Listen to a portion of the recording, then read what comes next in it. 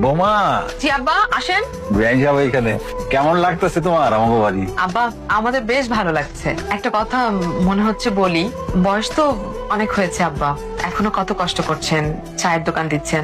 আমার কাছে মনে হয় কি, এখন তো আপনাদের সুখের সময়। এখন যদি চায়ের দোকানটা বাদ দিয়ে আমাদের সঙ্গে ঢাকায় চলেন, আমাদের সঙ্গে থাকেন, ঘুরবেন ফিরবেন, আরাম করে খাবেন, আর তো কোনো চিন্তা নাই। আমি কাজ ছাড়া থাকতে পারি না, সুখের কথা কম। এই যে তোমার মতো একটা বৌমা পাইছি, এই যে কি মায়া করে তুমি কথা বললে, এরই তো অনেক।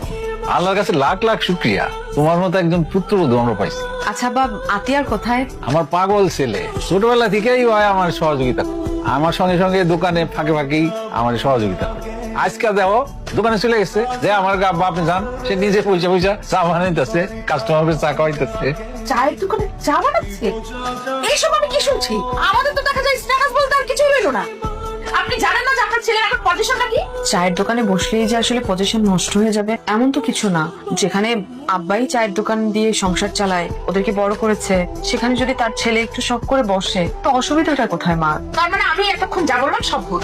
তোমার এইভাবে কথা বলাটা ঠিক হলো না। তোমার মায়ের মনে কষ্ট নিছে। বাবা আপনিও মার কথা কিছু মনে করেন না, মা একটু হুটহাট রেগে যায় তো, এরকম সচরাচর আমার সাথে হয়। এই মেয়েকে আমি জন্ম দিয়েছিলাম, একে বুঝিয়ে কোনো লাভ নেই। সবকিছুতে তোমার এত বাড়াবাড়ি কেন করতে হবে মা? আমি তো আমার শ্বশুর